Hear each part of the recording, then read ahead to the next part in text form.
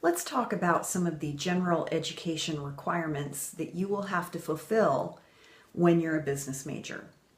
First of all, you're going to take 9 hours of communications, and that will include English 101, English 102, and Speech 101.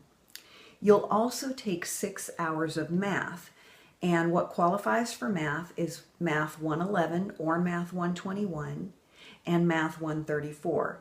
Now, I've got a couple of breakout videos where I'll specifically go through the English requirements, the math requirements, the science requirements. Right now, I just want to give you the overview of general education.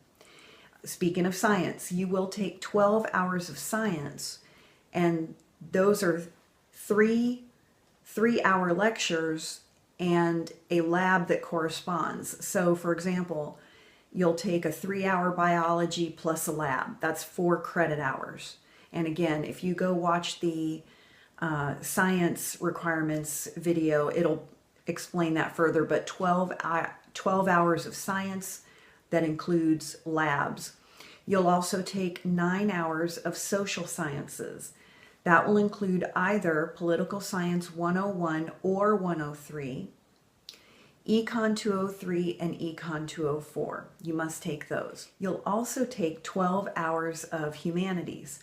That must include a literature class, a history class, either Art 101, Music 101, or Theater 101, at least one of those. And then your fourth humanities could be a second literature, a second history.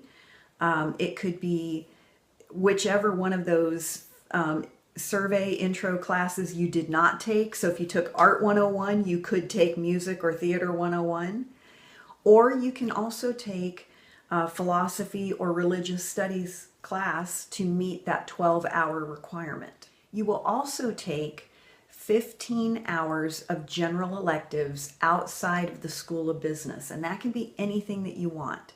So that's in addition to your 9 hours of communications, 9 hours of social science, 12 hours of science, 6 hours of math, 12 hours of humanities. In addition to all that, there's another 15 hours of general electives. That can be anything that you want to take that is not a class in the School of Business. Again, if you wanted to take foreign language, we would count that under your 15 hours of general electives. So take a look at the videos where we break down English, math, and science requirements for you so you'll have a thorough understanding of what you need to do. We generally recommend that you take 1 English class and 1 math class until you have completed them every semester. So in other words, hopefully this semester, as you're watching this, if you're enrolled at the university, you should be in an English class and you should be in a math class. Now, if you're a junior or a senior, you've obviously finished those, so what I'm saying doesn't apply to you.